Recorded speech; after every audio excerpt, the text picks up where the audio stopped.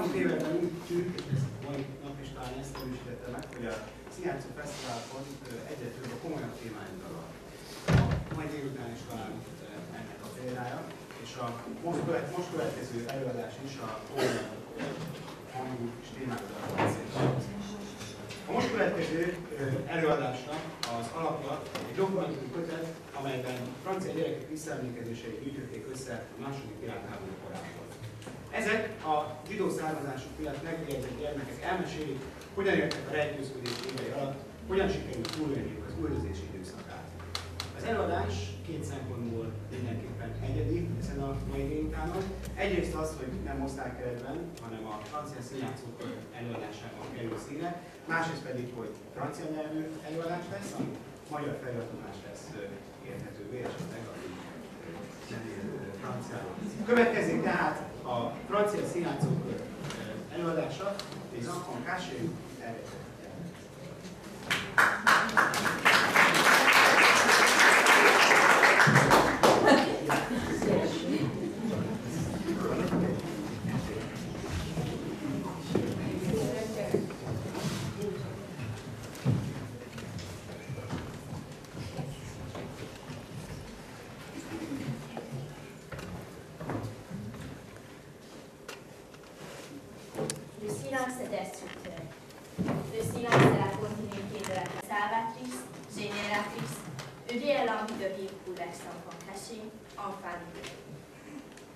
Sans la mémoire des montissures du passé, nous ne serions ni heureux ni malheureux, qu'un instant serait notre tyran.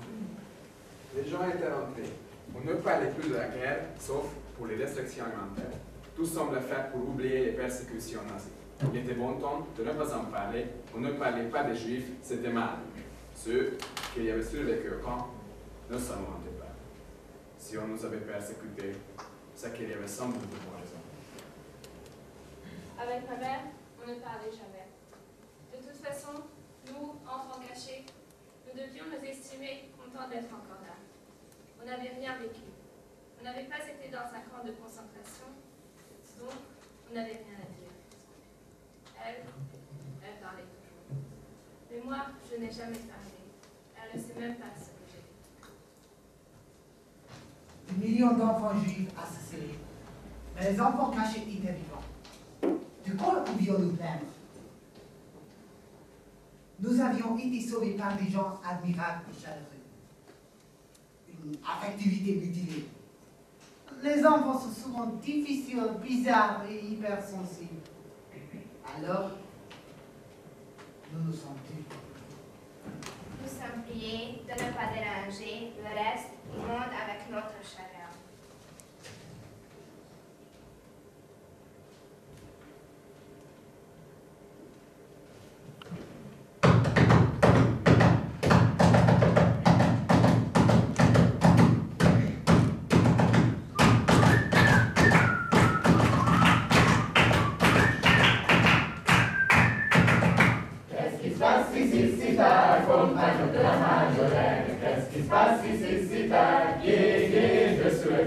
C'est le chevalier du guet, compagnon de la Marjolaine. C'est le chevalier du guet, guet, de Soulaguet.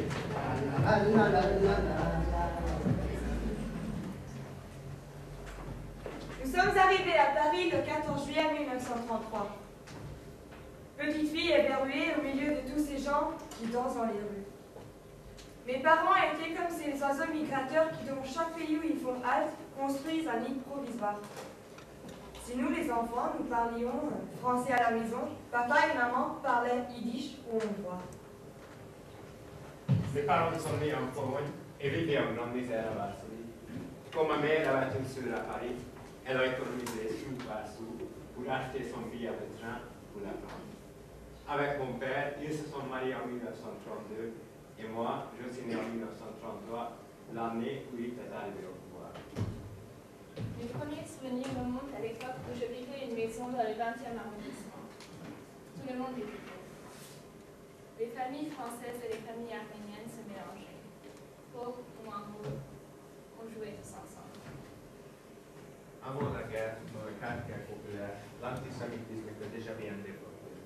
Les expressions « ça, juif, nettoie dans ton pain » 1940 commençait. L'armée allemande triomphait partout. On entendait dire que les Allemands arrivaient. Les personnes de la famille étaient parties pour l'Amérique, d'autres pour la Suisse. Nous avions très peur. J'ai vu arriver les Allemands à Paris. J'étais au métro Temple. J'ai vu les Allemands défiler en rang. J'ai vu la totalité des Français applaudir des deux mains.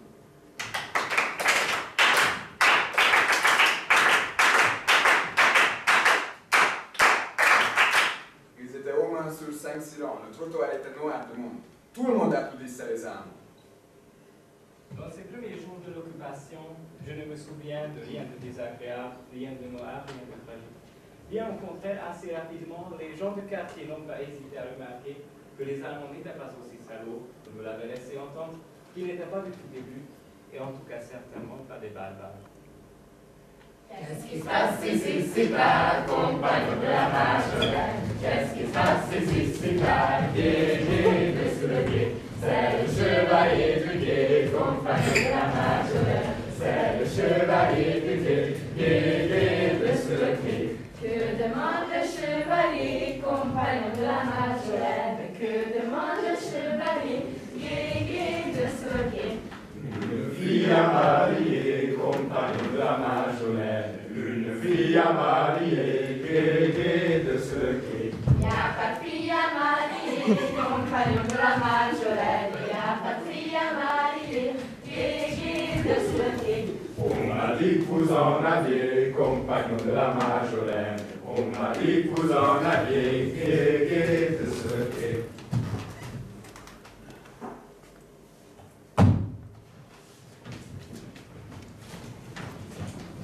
Nous avions comme tout le monde une belle photographie de Maréchal Pétain dans la salle à manger.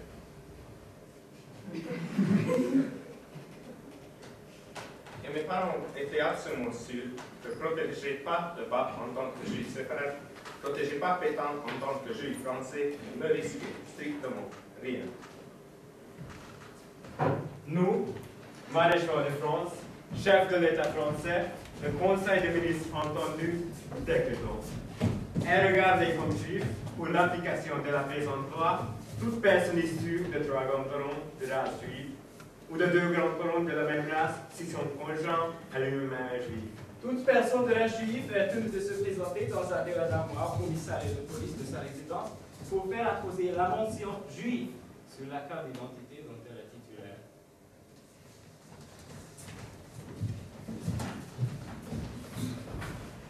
On est allé me tamponner la carte avec la mention juive. Et je me souviens très bien de l'employé disant à ma mère: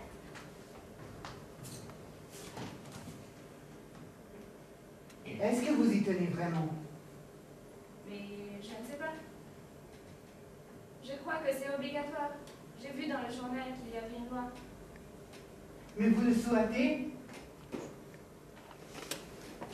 Mais écoutez, je ne sais pas. Je crois que c'est obligatoire. Écoutez, ils sont indécrottables. Tant pis pour eux. Ce qui leur arrive, c'est bien de corriger.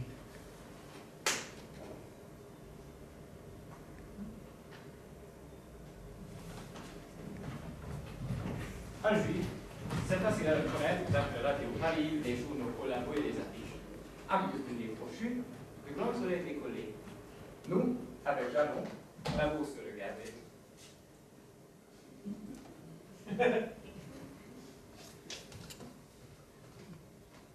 Mais il n'y a rien de tout cela, ni pour le nez, ni pour les oreilles.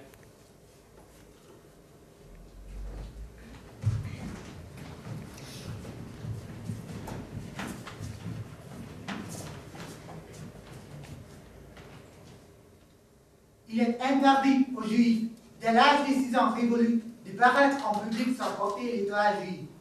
L'étoile juive est une étoile assez pointée à les dimensions du fond de la main et les contours noirs. Elle est en tissu jaune et porte en caractère noir l'inscription juif. Elle devrait être portée sur le côté gauche de la poitrine, solidement cousue sur le vêtement.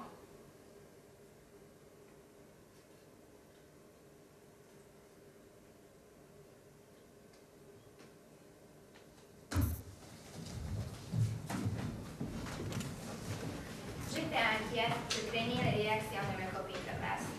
Cependant, il a bien fallu aller à l'école. Dans la classe, tous les regards se sont tournés vers moi.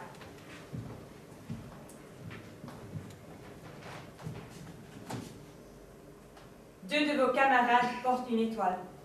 Soyez gentils.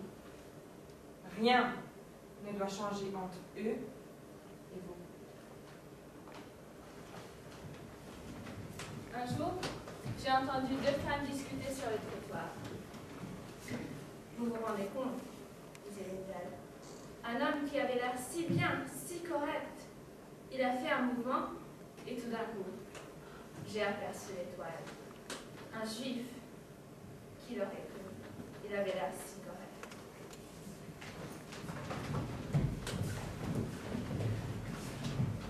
Nouvelle loi, nouvelle mesure. Nous n'avons plus le droit d'aller au cinéma. Dans les parcs, dans les musées, tous les lieux publics nous sont interdits, même les bains-douches municipaux. Au casino de Paris est apposée l'affiche interdit aux chiens et aux juifs.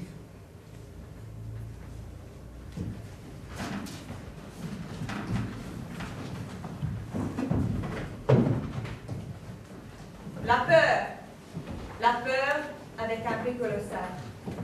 La peur en une grosse goutte de pluie. La peur et la tristesse sont entrées en nous pour plus jamais nous quitter. Je ne chante plus. Je ne ris plus. Personne ne comprend ce qui s'est arrivé, ce qui peut nous arriver. Ce sont mes amis.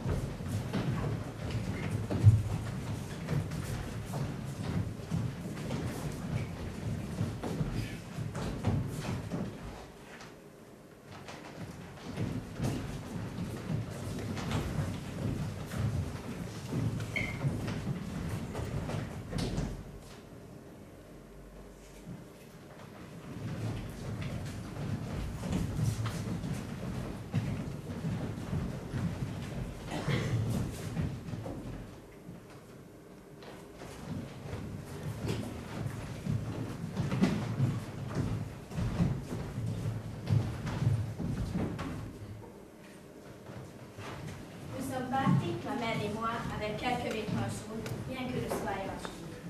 Nous sommes allés chez un de ses amis qui a tout à Vincent. Ils sont venus chercher ma belle-sœur. Partez, partez. Je ne vais pas vous garder parce qu'ils doivent revenir. Nous sommes allés chez ma grand-mère. Je ne veux pas vous garder ici. Les gendarmes sont déjà venus chercher mon frère. Elle nous a donné l'adresse de la garçonnière de mon mère. Nous ne sommes restés que 3 jours dans cette chambre.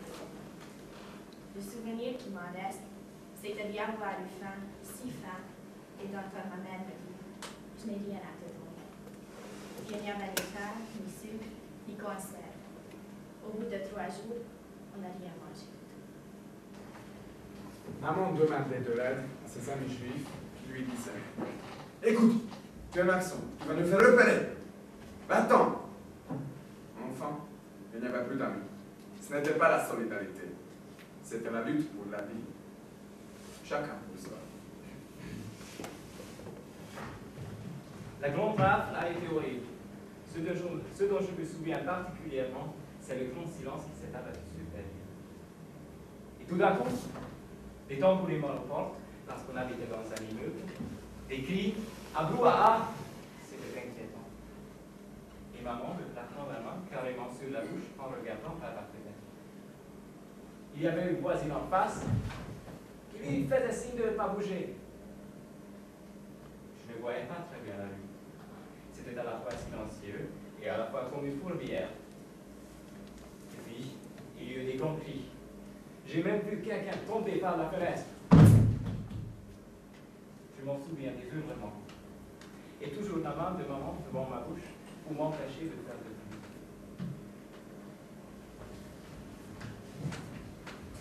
C'était un jour d'été.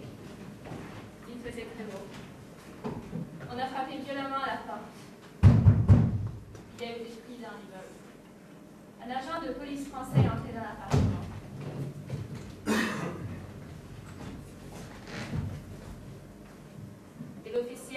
emmener aussi. Ma mère n'a pas voulu. Elle a dit. La grande s'occupera de la petite.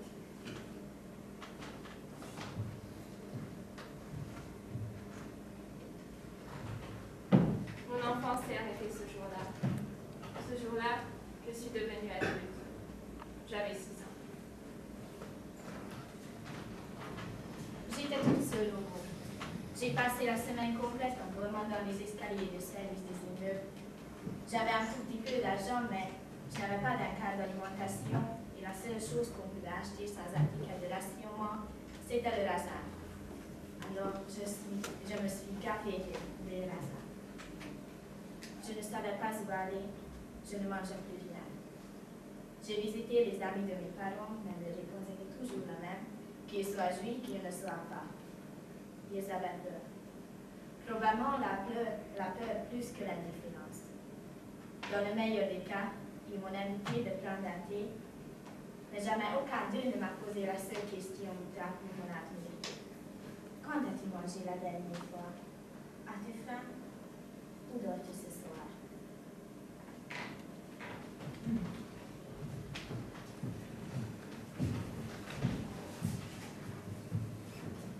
On avait des dames qui venaient nous faire le patronage.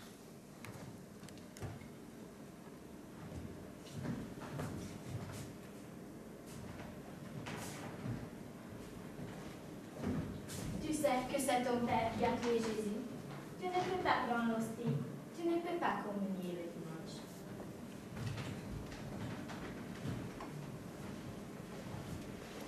À Lyon, on m'a inscrit à l'école. Ton nom n'est plus Godler. Ton nom est maintenant Page. Victor Page.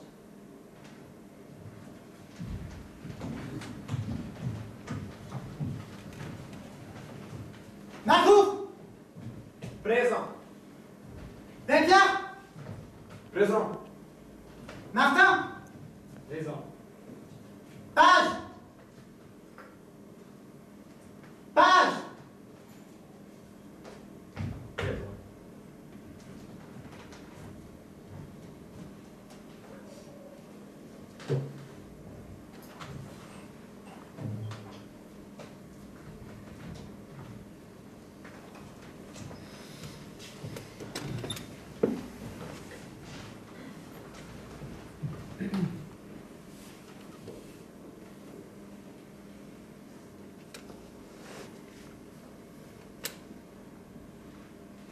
Je ne peux parler à personne de la maison, des enfants, des grands, de la rivière.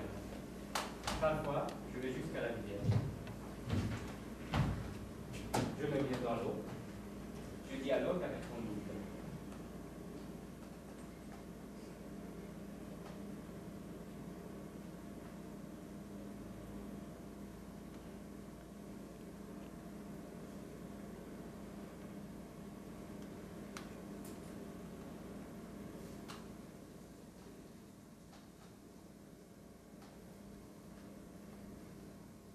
Lui seul me comprend.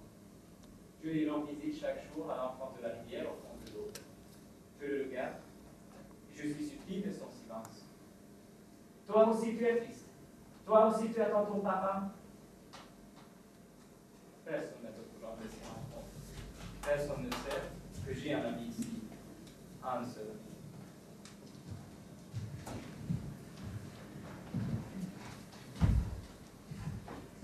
Dieu, je penserai toujours à vous, même au dernier moment de ma vie. Après cela, je vous demande qu'une seule chose. Faites revenir mes parents, pour que je puisse les revoir le plus tôt possible.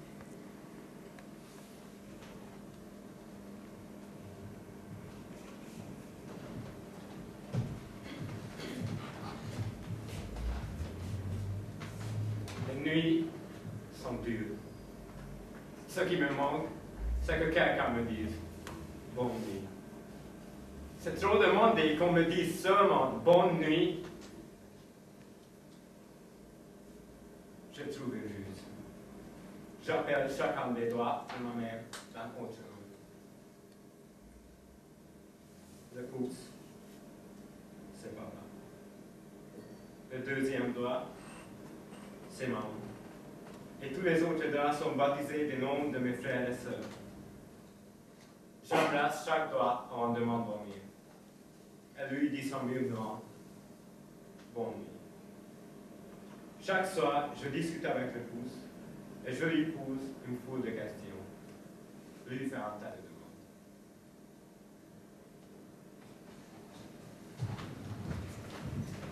J'ai appris plus tard que cette famille qui m'a accueilli, c'était une famille qui n'avait pas d'enfants. Lorsqu'il a été question, au bout de quelques jours, puisque c'était provisoire, elle dit à son frère, Non, je ne vais pas la laisser partir. Vous savez ce que vous risquez en cachant Juif à la maison. Je préfère mourir que de vivre sans elle. Je suis devenue la 4e enfant de Nicolas. J'ai vécu une enfance normale et très joyeuse. L'apprentissage de la bicyclette, les bêtises de mon compagnon de jeu. Pendant tout ce temps, les Nicolas ont toujours respecté mon identité et n'ont jamais voulu prendre la place de mes parents biologiques. De toute façon, je ne posais pas de questions. Les Nicolas ne m'en posaient pas non plus. Il fallait vivre et non pas trop penser. Puis un jour, la libération est arrivée. Plus de gendarmes, plus de bombes. On a crié, dansé, pleuré, la folie. La ville se remplit. Les soldats américains et les jeunes femmes tendues, la tête serrée dans un foulard.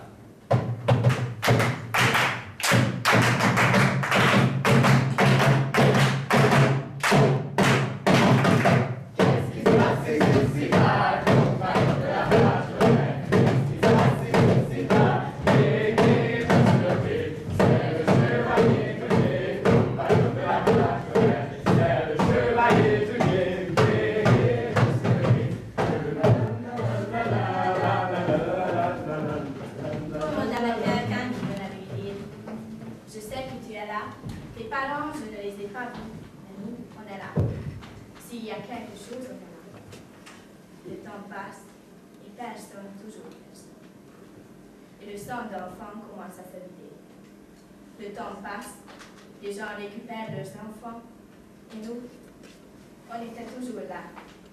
Personne ne l'a réclamé. Un dimanche matin, on sonne à la porte. C'était ma tante. Et j'ai entendu dire « La mère de Luce est revenue ». Alors je me suis mise à pleurer, parce que je voyais tout mon avenir s'écouler devant moi. Ce même jour-là, on est allé chez une autre tante. Ma mère était là, et je me suis dit, c'est qui? Ma mère a pleuré. Et j'ai été obligée de l'embrasser, même si je ne la reconnaissais plus.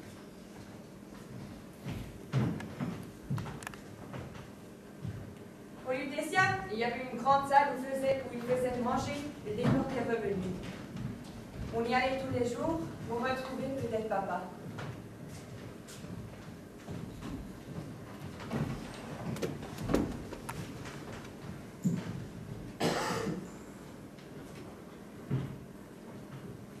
Papa?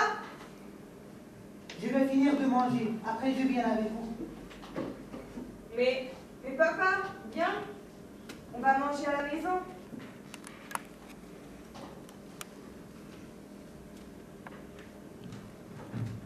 Depuis 4 ans, vous attendez pouvoir simplement continuer à apprendre, de pouvoir continuer à vivre, à exister.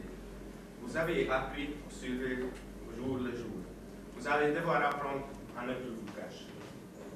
Il vous faudra autant de temps pour apprendre à ne plus avoir peur, que réapprendre à aimer ceux qui n'avaient pas eu le temps de vous élever à la chaleur de l'eau et du soleil devant. La parole sera salvatrice, génératrice, une réelle envie de vivre pour l'ex-enfant caché, enfin libéré. La grande s'occupera de la petite. Ce n'était pas la solidarité, c'était la lutte pour la vie. Chacun pour soi. Mon enfance est arrivée ce jour-là. Ce jour-là, je suis devenue adulte. J'avais 6 ans. Mais vous savez ce que vous risquez en cachant Juif à la maison. Nous sommes pliés, ne devons pas déranger le reste du monde avec notre chagrin. De quoi pouvions-nous plaindre? Les nuits sont dures. Personne ne sait que j'ai un ami ici. Un seul ami.